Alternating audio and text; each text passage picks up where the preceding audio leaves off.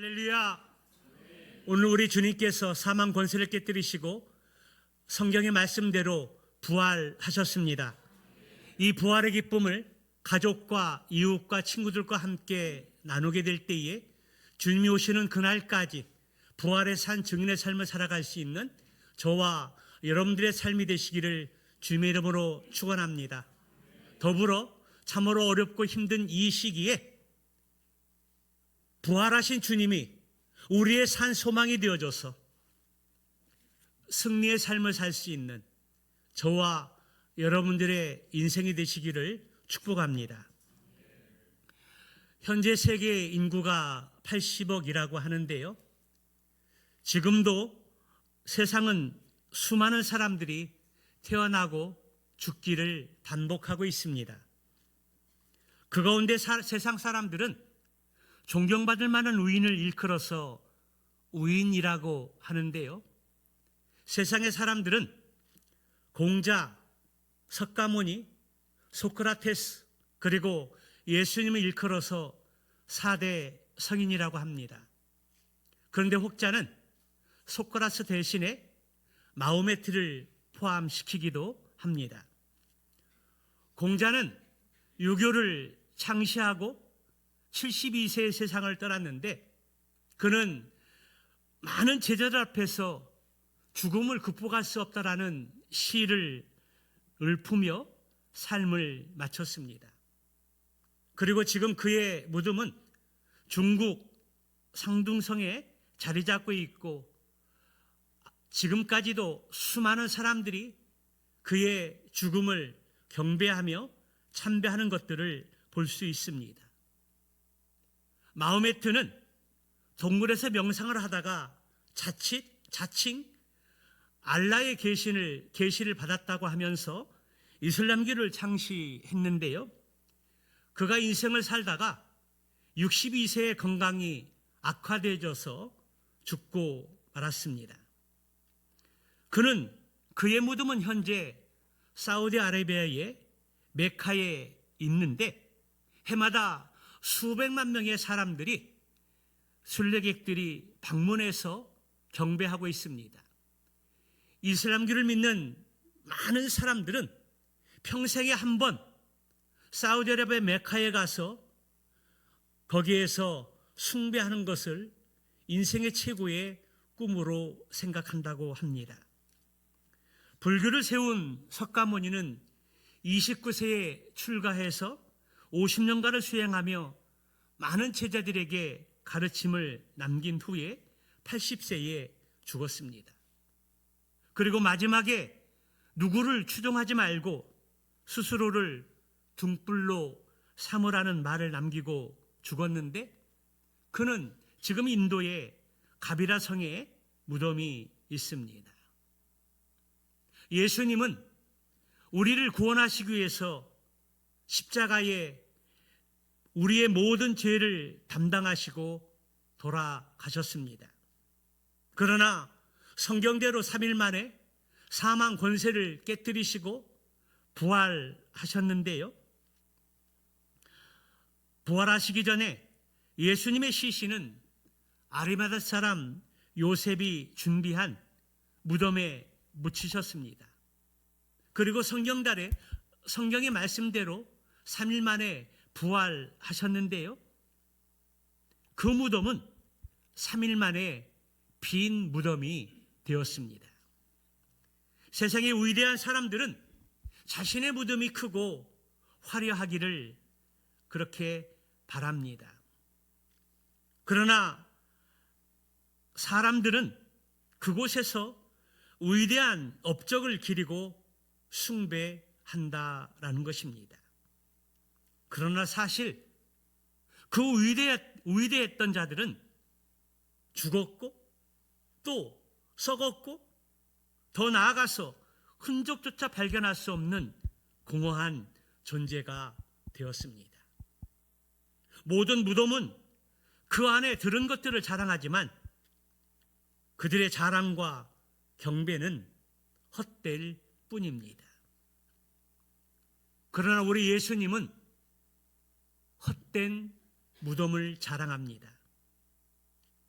왜냐하면 빈 무덤은 예수님께서 부활하셨다라는 실제적인 증거가 되기 때문입니다. 그렇습니다. 빈 무덤은 부활의 확실한 증거입니다. 오늘 본문의 말씀은 부활 아침에 일어났던 놀라운 사건을 기록을 하고 있는데요. 이 말씀은 예수님의 부활 사건 중에도 빈 무덤을 목격했던 사람들의 반응을 기록하고 있습니다. 오늘 빈 무덤 앞에서의 무덤이라는 이 제목의 말씀을 가지고 말씀을 나누고 들을 때 나의 믿음은 어떠한가 점검하고 바른 믿음을 세울 수 있는 기회가 되시기를 주님의 이름으로 축원합니다. 첫째로 막달라 마리아의 믿음입니다. 여러분, 우리가 알고 있는 막달라 마리아는 누구입니까? 누가복음 8장 2절의 말씀에 보면 그를 가리켜서 7 귀신 들린 여인으로 소개하고 있습니다. 여러분, 7 귀신에 사로잡힌 그 여인의 삶은 어떠했을까요? 아마도 동네에서는 온전하지 못하다고 미친 여자라고 수군거림을 당했으며 또 조롱을 받았을지도 모릅니다. 그는 7 귀신에 사로잡혀서 정신적으로 육체적으로 피폐한 삶을 살았고 아마도 정상적인 삶을 살지 못했을 것입니다. 그렇게 비참한 인생을 살던 그 여인에게 희망의 빛이 찾아왔는데요. 어느 날 예수님께서 그를 고쳐주셨습니다. 여러분, 얼마나 고맙고 감사한 일입니까? 그래서 그녀는 평생 주님을 따르기로 작정했습니다. 그 후에 다른 여인들과 함께 물질적으로 예수님과 제자들의 사역을 도왔습니다. 그리고 예수님이 십자가에 돌아가실 때 끝까지 그 현장에서 십자가 밑에서 예수님의 죽으심을 목격했던 몇 안 되는 사람 중에 하나였습니다. 오늘 본문 1절의 말씀에 보니까 막달라 마리아는 아직 어두울 때에 무덤에 갔다라고 표현하고 있습니다. 이 장면은 단순한 시간적인 묘사가 아니라 지금 마리아의 영적 상태가 어떠한 것인가를 표현해주고 있는 말입니다. 예수님은 지금 십자가에 달려 돌아가셔 죽으셨고 무덤에 묻힌 상황이기 때문에 마리아가 가지고 있었던 그 모든 소망은 사라진 것이나 다름이 없습니다. 모든 것이 다 끝났다라는 것입니다. 그 슬픔 속에서 마리아는 어두운 가운데 예수님의 무덤을 찾았습니다. 그녀에게 예수님의 죽음은 끝이라고 할 수밖에 없습니다. 그런데 우리의 인생의 삶 속에서도 이러한 어두운 시간이 찾아올 때가 있습니다. 인생에서 내가 원하는 것이 원하는 대로 되지 않고 실패를 거듭할 때가 바로 그때입니다. 기도를 해도 응답되는 일들이 없고 상황은 변하지 않고 마음이 무너질 때입니다. 그래서 희망은 보이지 않는 순간 모든 것이 끝났다라고 생각을 해서 자포자기하는 상태를 일컫는 말입니다. 그러나 그러한 상황 속에서도 우리 하나님은 어둠 속에서도 일하신다라는 사실입니다. 오늘 본문의 말씀에서 돌이 무덤에서 옮겨졌다는 이 말은 이미 하나님께서 일하기 시작하셨다라는 의미입니다. 이 돌은 단순한 돌이 아닙니다.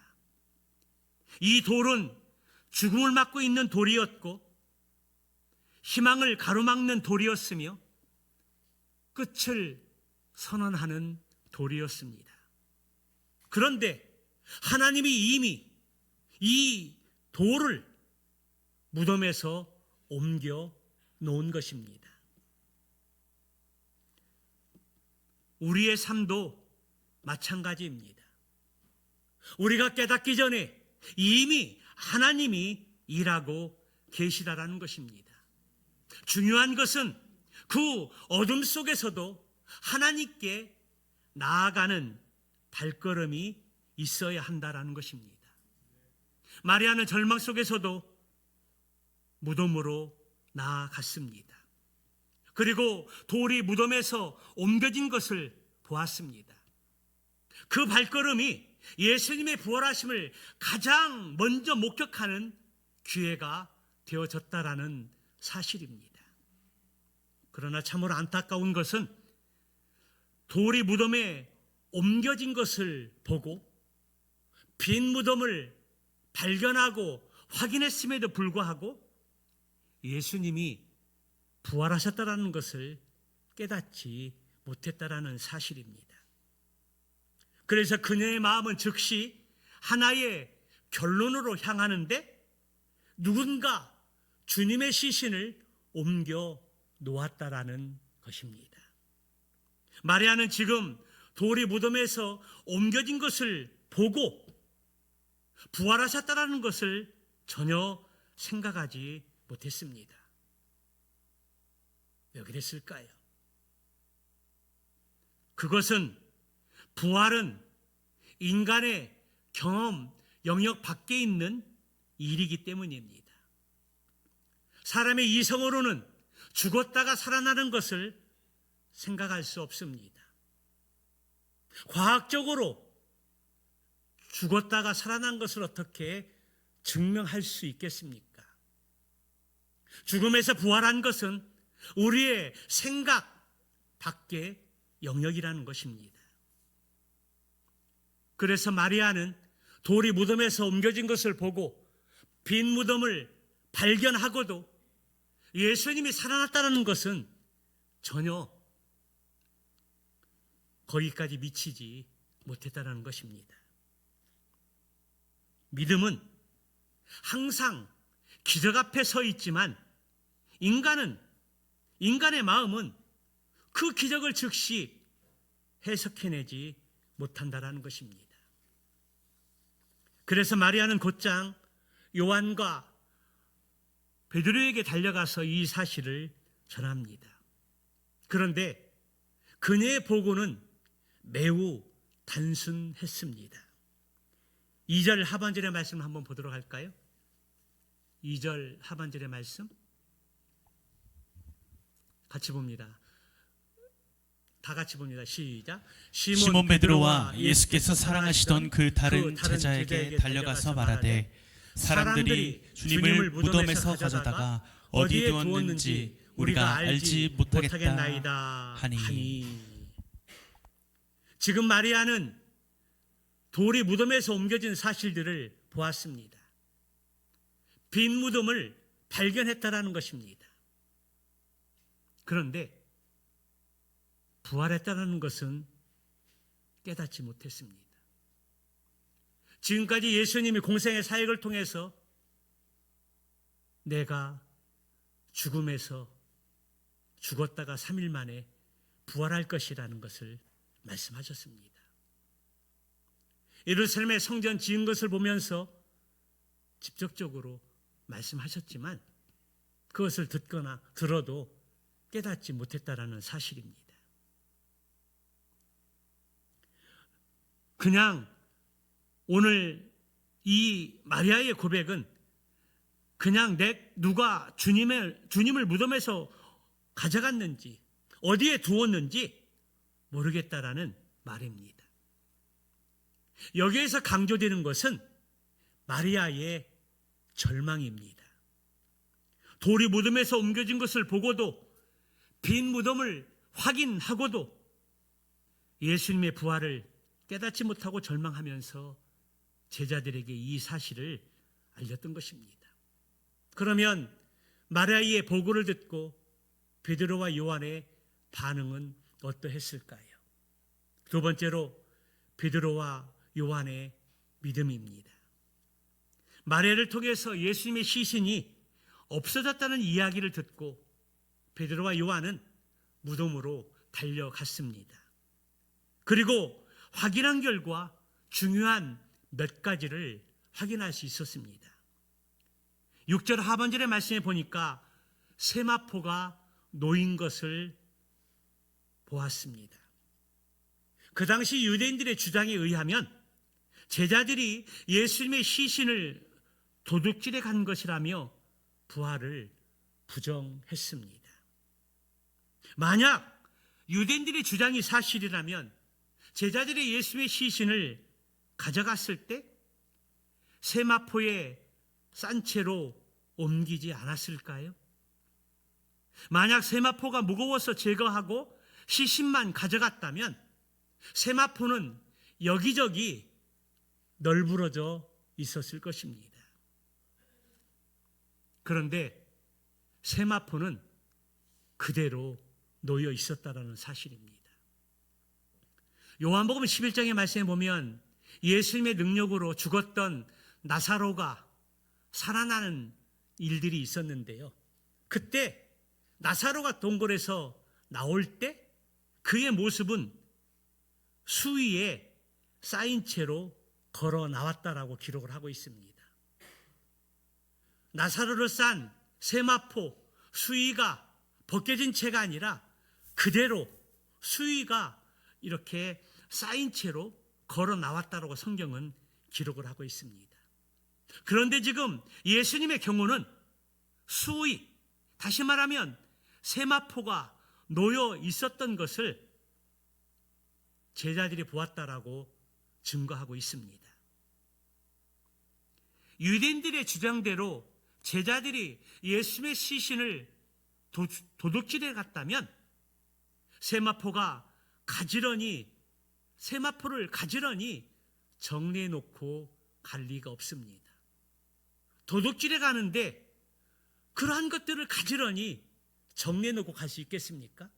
그냥 널브러진 상태로 던져진 상태로 놓여 있는 것이 정상이 아닐까요? 그러므로 시신을 쌌던 세마포가 그대로 놓여 있었다는 것은 부활을 증거하는 중요한 단서가 됩니다. 또 7절 말씀을 보게 되면 우리 한번 7절 말씀을 보도록 할까요? 시작. 또 머리를 쌌던 수건은 세마포와 함께 놓이지 않고 딴 곳에 쌌던 대로 놓여 있더라. 유대인들은 시신의 머리는 몸을 싸서 세마포와 달리 다른 짧은 천을 사용해서 좌우로 돌돌 감고 나서 시신의 입이 열리지 않도록 머리에서 턱 아래로 긴 천을 감아서 묶었다고 합니다. 그래서 향료에 젖은 천은 누에꽃이처럼 둥그런 모양이 되어서 이것을 벗겨내면 둥그런 형태는 사라지게 됩니다. 그런데 원문을 보면 예수님의 머리를 쌌던 수건은 딴 곳에 쌌던 그대로 놓여 있었다라고 기록을 하고 있습니다. 예수님의 부활하신 몸이 그대로 누에꽃이 모양의 수건 밖으로 나오셨음을 의미하는 것입니다. 머리수건 그 형태로 있는 그대로 있는 것이 바로 부활의 또 하나의 증거입니다. 8절 하반절에 보니까 요한이 그것을 보고 믿었다라고 성경은 증언합니다. 세마포가 놓여 있는 것과 머리에 쌌던 수건의 증거들을 보고 그제서야 요한도 베드로를 따라 들어갔다가 그것을 보고 믿었다는 것입니다. 하지만 그들은 아직 부활에 대한 말씀을 확신하지 못했고 그래서 집으로 돌아간 것을 볼 수가 있습니다. 여기서 제자들이 보고 믿은 것은 마리아의 보고, 마리아의 증거를 통해서 사람들이 주님을 무덤에서 가져다가 어디에 두었는지 우리가 알지 못하겠다라는 그 말을 믿은 것입니다. 그래서 누군가가 예수님의 시신을 옮겼구나라고 하는 것을 제자들이 믿었다라는 것입니다. 그런데 만약 부활이 꾸며낸 이야기라면 그 모든 증거를 보고 제자들이 집으로 갔을까요? 예수님이 부활했는데 공생의 사역 가운데 내가 다시 살아날 것이라는 것들을 증거했는데, 그리고 그것을 무덤에 와서 예수님의 시신이 없어진 것을 보고 세마포가 가지런히 놓여 있는 것을 보고 수건이 쌌던 것이 다른 곳에 놓여 있는 것을 보고 그 증거들을 보고 예수님이 부활하셨구나 라고 생각하고 인식을 하고 이 부활의 소식을 세상에 나아가서 증거하는 것이 사도들의 모습이었을 것이고 또 제자들의 뒤따라야 할 모습이 아니었을까요? 그런데 오늘 베드로와 요한은 빈 무덤을 보고 돌이 무덤에서 옮겨진 것을 보고 세마포를 보고 그냥 집으로 갔다라는 것입니다. 그것은 제자들이 부활을 믿지 못하고 예수님의 부활을 확신하지 못하고 집으로 돌아간 것을 기록해 놓은 자체가 부활의 사실을 증거해주고 있다라는 것입니다. 그런데 성경은 9절에서 이렇게 증거하고 있습니다. 우리 9절의 말씀 한번 보도록 할까요? 같이 봅니다. 시작. 그들은 성경에 그가 죽은 자 가운데서 다시 살아나야 하리라 하신 말씀을 아직 알지 못하더라. 안타깝게도 베드로와 요한은 예수님이 부활하셨다는 사실들을 알지 못했습니다. 그 현장을 목격하고 두 눈으로 확인했지만 부활을 인지하지 못했다는 것입니다. 부활의 사실을 보았지만 그 의미를 이해하지 못한 상태라는 것입니다. 다시 말하면 그들의 믿음조차도 완전히 주님의 부활하심을 깨닫거나 이해하지 못했다는 것입니다. 9절의 말씀에서 오늘 요한복음의 저자인 사도 요한이 증거하고자 원하는 그리고 핵심적인 중요한 단어가 있습니다. 오늘 본문 20장의 말씀을 읽다 보면 보고라는 이 단어가 계속 강조되고 있다는 것입니다. 그런데 보는 것과 믿는 것의 간극입니다. 오늘 사도 요한은 독자들에게 그리고 오늘 말씀을 듣는 우리에게 보는 것과 믿는 것의 간극의 차이를 말하고 싶은 것입니다. 체험은 믿음의 출발이 되지만 성경의 말씀을 통한 영적 이해가 있을 때 비로소 신앙이 완성된다라는 것입니다. 주님이 부활하셔서 제자들에게 나타나셔서 자신의 몸을 보여주시고 또 옆구리에 창으로 찔린 것들을 보여주시고 너희에게 평안이 있을지어다 그렇게 말씀해 주셨습니다. 그런데 그 자리에 안타깝게도 도마가 있지 않았습니다. 그리고 얼마 후에 다시 예수님이 제자들에게 오셨을 때 도마에게 그렇게 말씀하십니다. 내 손으로 옆구리에 손을 넣어보고 만져보라. 도마는 예수님의 부활하심을 눈으로 직접 보고 그리고 손으로 확인했는지는 성경은 기록하고 있지 않지만 그가 고백하는 신앙이 무엇입니까? 나의 주, 나의 하나님이십니다. 부활의 주님을 목격하고 손으로 옆구리에 찔린 그것을 만져봤는지 모르지만 부활하신 예수님을 눈으로 직접 보게 되었을 때 나의 주, 나의 하나님이라고 고백을 드립니다. 그때 주님께서 하시는 말씀이 무엇입니까? 도마야, 내가 나를 본고로 믿느냐? 보지 않고 믿는 자가 더 복이 있다라고 말씀하십니다. 보지 않고 믿는 믿음. 우리는 예수님의 부활을 본 적은 없습니다. 다만 성경에 기록되어진 하나님의 말씀을 듣고 그것을 믿음으로 받아들이고 확신하게 된다는 것입니다. 주님이 말씀하신 것이 바로 그것입니다. 도마야, 내가 나를 본고로 믿느냐? 보지 않고 믿는 자가 더 복이 있도다. 하나님 말씀으로 세상을 창조하시고 또 죽음에서 부활하셨다는 이 말씀을 우리가 어떻게 믿을 수 있습니까? 흙으로 우리를 창조했다고 하는데 세상의 사람들은 창조를 믿기보다는 진화론을 더 믿고 추구합니다. 우리가 학교에 다닐 때도 진화론을 배웠고 진화론을 받아들였습니다. 그런데 요즘에 감사하게도 진화론도 가리키지만 창조론도 가리키고 있습니다.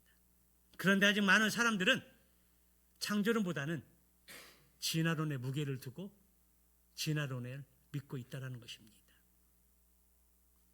창세기 1장 1절에 보면 태초에 하나님의 천지를 창조하시느니라. 말씀으로 세상을 창조했다는 거 우리가 어떻게 믿을 수 있습니까? 예수님이 지금 죽음에서 부활했다는 사실들이 믿어지십니까? 정말 믿어지십니까? 하나님의 은혜인 줄을 믿습니다. 이성적으로, 과학적으로 이것을 증명하고 믿기가 쉽지 않습니다. 그런데 우리는 이 말씀이 믿어진다는 것입니다.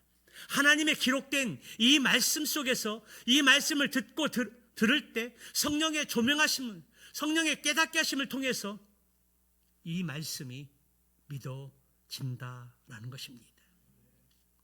오늘 사도 요한은 오늘 본문의 말씀을 통해서 보는 것과 믿는 것의 간극 차이를 우리에게 말씀해 주고 있습니다.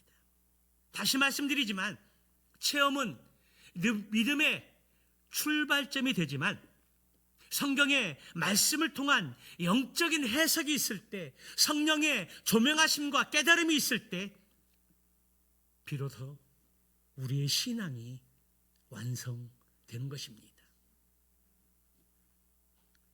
8절에서 요한은 무덤 안에 들어가서 보고 믿었다라고 기록을 하고 있습니다. 여기에 중요한 변화가 일어났습니다. 마리아를 통해서 돌이 무덤에서 옮겨졌다는 이야기를 듣고 반신반의하면서 무덤에 달려가서 그것을 확인했습니다. 그것을 보았습니다. 그런데 요한은 그것을 믿었다라고 성경은 증언하고 있습니다. 여기에 중요한 변화가 일어났습니다. 막달라 마리아는 예수님의 빈 무덤을 보고 돌이 옮겨진 것을 보고 오해했습니다. 누군가 예수님의 시신을 훔쳐갔다라고 안타까워했습니다. 베드로는 똑같이 그 사실을 목격하고 확신하지 못했습니다. 그런데 요한은 그것을 보고 어떻게 했다고요? 믿었다라고 성경은 증언하고 있습니다. 물론 여기서의 믿음은 온전한 믿음이 아닙니다. 아직 부활의 확신을 깨닫지 못했습니다. 어쨌든 성경은 요한을 일컬어서 보고 믿었다라고 증언하고 있다라는 사실입니다. 그렇습니다. 같은 무덤을 보고 같은 사건을 봤지만 결과가 다른 이유는 무엇일까요?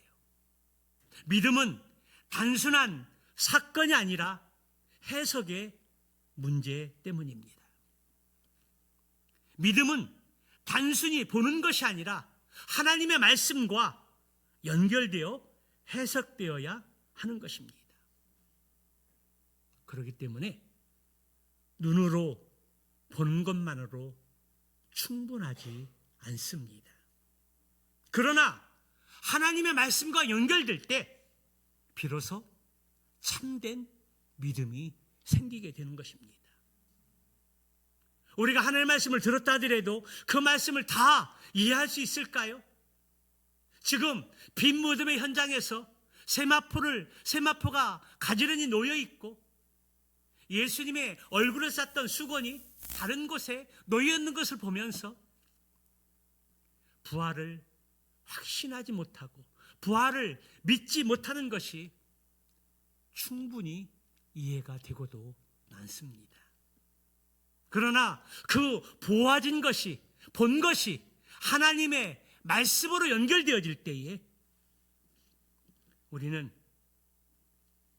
믿음을 갖게 되고 그 믿음이 발전해서 확신까지 이르게 된다라는 사실입니다. 그렇습니다. 빈 무덤은 단순히 시신이 없어졌다는 의미가 아니라 새로운 시작의 선언입니다. 다시 말하면 빈 무덤은 죽음이 끝이 아니라는 선언이고 절망이 마지막이 아니라는 선언이며 여전히 하나님께서는 일하신다는 의미입니다. 오늘 본문은 우리에게 중요한 질문을 던지고 있습니다. 당신은 지금 무엇을 보고 있습니까? 당신은 지금 무엇을 듣고 있습니까? 그리고 보고 들은 것을 어떻게 해석하고 있습니까? 우리 인생에서 종종 빈 무덤과 같은 상황을 만나게 됩니다. 기대했던 것이 사라지고 붙잡고 있었던 것이 무너졌을 때, 그리고 이해할 수 없는 일들이 일어났을 때, 그때 우리는 두 가지 관점으로 해석할 수 있다는 것입니다. 하나의 해석은 인간적인 해석입니다. 나의 지식을 동원해서, 나의 경험을 동원해서, 때로는 세상적인 기준을 가지고 벌어진 일들을 해석하고 의미를 제시합니다. 그때 인간적인 해석을 통해서 바른 해석이 나왔으면 좋을 텐데 그 해석에는 절망과 오해와 두려움을 낳습니다. 그러나 또 하나의 해석은 믿음의 해석입니다. 그 해석은 우리의 지식과 우리의 경험과 세상적인 기준을 내려놓는 것입니다. 그리고 오직 믿음의 관점으로, 믿음의 눈으로 해석하는 것입니다. 그리고 그 해석은 하나님의 일하심을 보게 됩니다. 그래서 두려움이 변하여 찬송으로 바뀌고 한숨이 변하여 노래가 되고 절망이 변하여 희망이 된다라는 것입니다. 마리아와 베드로와 요한은 예수님의 부활을 목격했음에도 불구하고 그것을 이해하지 못했습니다. 그럼에도 불구하고 그들의 이야기는 거기서 끝나지 않았습니다. 하나님은 완전한 이해보다 시작되는 믿음을 사용하십니다. 지금 여러분의 삶 속에서도 빈 무덤이 있을 수 있습니다. 하지만 기억하십시오. 하나님은 이미 일하고 계십니다. 아직 이해되지 않아도 괜찮습니다. 선포되는 말씀을 다 알지 못해도 상관이 없습니다. 죽음에서 부활했다는 이 거짓말 같은 이야기를 들어도 의문을 갖고 의심을 가져도 괜찮습니다. 중요한 것은 그 자리에서 믿음을 선택하는 것입니다. 세상적인 기준과 나의 지식과 경험을 내려놓고 성경에서 말씀하고 있는 진리가 무엇인지 그 지혜를 구하고 은혜를 구하는 믿음이 필요합니다. 그때 우리는 요한처럼 보고 믿는 사람이 될 수 있습니다. 오늘 말씀을 통해서 부활절 예배를 통해 말씀을 듣고 성령님의 깨닫게 하심을 통해서 예수님이 죽음의 권세를 깨뜨리시고 부활하셨다. 그것을 들을 때 다 이해되지 않고 깨달을 수 없고 마음이 뒤숭숭하지만 그러나 오늘 사도 요한이 보고 믿었더라. 우리의 이해되지 않는 것, 깨닫지 못하는 것 다 십자가 앞에 내려놓고 그 자리에서 믿음을 선택할 수 있는 지혜가 있기를 축복합니다. 하나님은 그 낮은 지혜를 사용하셔서 하나님이 일하심을 보게 하시고 그리고 우리의 믿음이 조금씩 자라고 성장하는 가운데 사망 권세를 깨뜨리시고 부활하신 주님을 믿고 받아들이고 확신하게 될 것입니다. 그 믿음과 확신이 오늘 예배에 참석한 모든 분들에게 함께 하시고 또 동행하는 은혜가 있기를 주님의 이름으로 축원합니다.